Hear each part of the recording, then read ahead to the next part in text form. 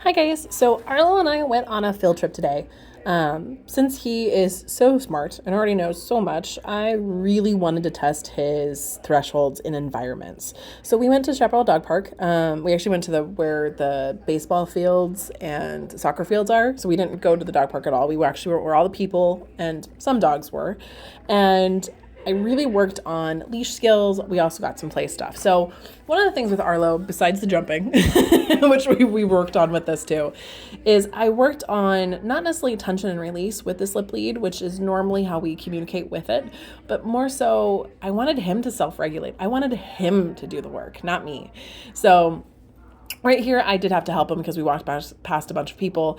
But the idea is that when we're walking, he actually has an extended leash. He has about 8 feet that is dragging between me and him. He is attached to me in a belt leash. There's a carabiner attached to my pants and my training belt. And he has to walk beside me. So when he gets ahead of me, I call Arlo with me, and he turns around and comes with me. Now, I do give him some treats throughout this, and we also worked on the jumping for those treats throughout this process. So we weren't 100%, but we got a little bit better as we progressed. But the idea is he has to be aware of where we're going. So right here, he came right back and focused on what he's doing. Because instead of me correcting him, it was him correcting himself. This is going to make him exhausted. Hopefully he's exhausted for you guys by the end of tonight and tomorrow. But he had to do the work. He had to figure out where we're walking. I did actively, with me, Arlo, good boy, work with him and communicate with him. But instead of it just being straight leash pressure, it was him learning it. I got a couple different clips in different areas in the park.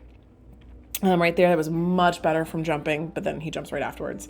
So his excitement level and that impulse is something that when we're outside is definitely a lot higher, which is to be expected. But I really love testing this because it shows that the dog understands the proofing or the theory of what is a leash command versus what is I'm just dealing with a thing that's tugging on me.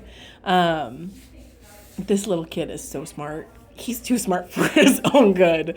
But he walks beautifully throughout this process. We walked by dogs, off leash dogs, kids, people. I'm sure you guys hear it when you do walks with him. Oh my goodness, he's so cute. And he like beams at people, but we were able to keep walking and leave it, which was phenomenal. So enjoy this little bit, and then I have a special clip at the end.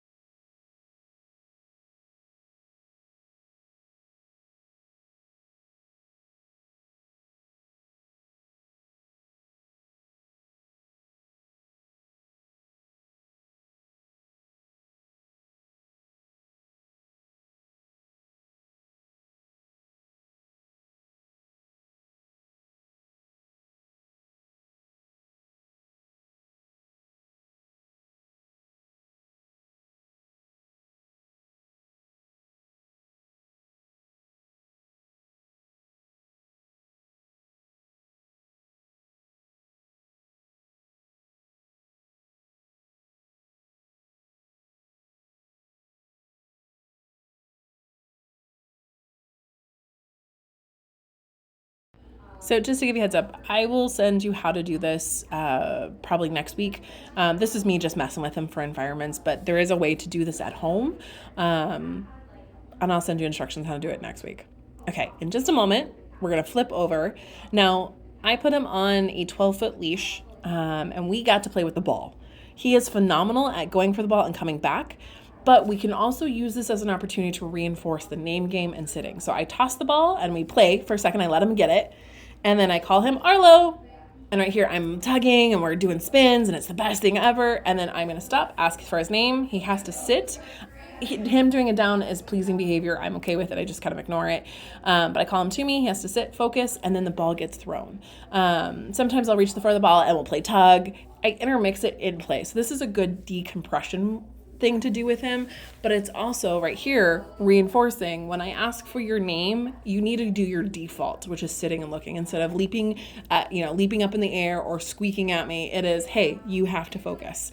But we did so much high intensity leash walking that he had to self-regulate that this is a good way to, again, blow off steam and just and have fun. I'm okay if he jumps. I'm okay if he bees crazy. And this is also something called play disengagement, where we actively get the dog to be crazy, and then can we do a pause and then go back to being crazy.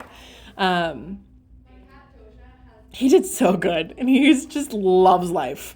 After this clip, he carried that ball. I let him carry that ball, but he wanted to carry the ball for about half of a block. He was so happy with it. So I let him have his victory lap. But when you play with him, when you work with him, you can, after you work with him, let him just be a dog and play and be goofy, and then reinforce, hey, I need you to sit for a couple times. His name, when you call his name, he needs to sit in front of you and look. That is the expectation. And when he doesn't do it, you give him a negative marker of and redirect back to it. But he did really good today. He should be exhausted. Let me know if you have any questions.